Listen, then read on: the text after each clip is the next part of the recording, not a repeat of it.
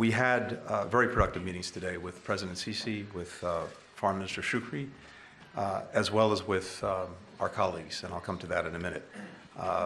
Over the last 2 days, in my travels to the region, we've met intensively with virtually all of our regional partners from Saudi Arabia, from Egypt, from Jordan, from the UAE, from Qatar, Palestinian Authority. But I very much appreciate the Foreign Minister hosting today's meeting with the Arab foreign ministers. I've been meeting and speaking individually to them over the past several weeks, but it was very good to be together, to have the opportunity to convene as a group, to share views on where we are, where we need to go, and how we can best get there. And there's a clear consensus around a number of shared priorities. First, the need for an immediate, sustained ceasefire with the release of hostages. That would create space to surge more humanitarian assistance to relieve the suffering of many people and to build something more enduring. We've been working, as you know, with Egypt, with Qatar, and with Israel to put a strong proposal on the table. Hamas responded to that.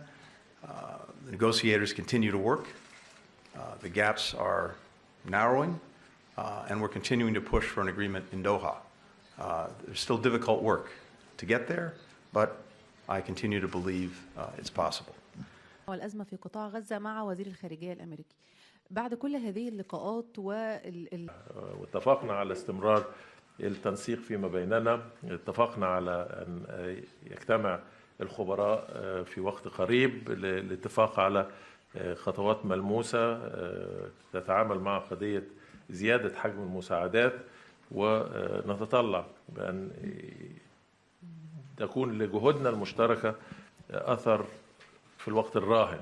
ليس هناك مجال للانتظار، وليس هناك مجال لزيادة حجم المعاناة الإنسانية، وليس هناك مجال لاستمرار الحرب.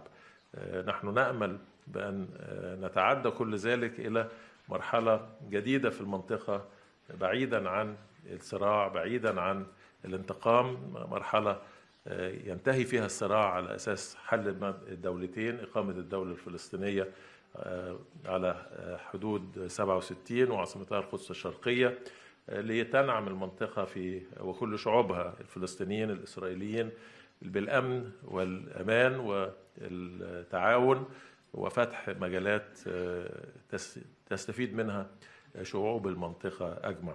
أن توضح لنا مدى تلاقي المواقف بشأن الرؤية المستقبلية للتعامل مع القضية الفلسطينية.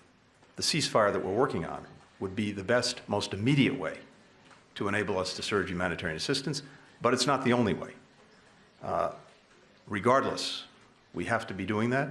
We've seen some improvement over the last couple of weeks in getting humanitarian assistance to Palestinians, but it's not enough. And as I said, we need to really surge and sustain the assistance across land, across sea, and across air. Your meeting with Saudi Crown Prince, what progress exactly have you made? Are we close to having the teams are working every single day on this. As I said, there's still real challenges. We've closed the gaps, but there are still gaps.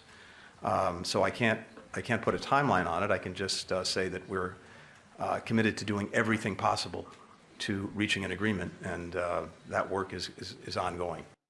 The Defense Pact and cooperation on civil nuclear. On Rafah, again, we've been very clear. President Biden's been very clear that a major ground operation in Rafah would be a mistake and something that we can't support. There is no place for the many civilians who are massed in Gaza, in Rafah, excuse me, to go to get out of harm's way. And for those that would inevitably remain, it would be a humanitarian disaster. But there's also a false choice involved here, because we are determined, as Israel is, and indeed, as other partners in the region are, to deal with the ongoing problem posed by Hamas, a threat to so many. And Hamas can be effectively dealt with without a major ground operation in Rafah. And one of the reasons that we have counterparts from the Israeli government coming to Washington next week is precisely to focus on that, to share with them our views on what alternative actions could be that would deal with this very significant problem, but in a way that does not do further harm to civilians. رئيسية منخرطة في التعامل مع القضية الفلسطينية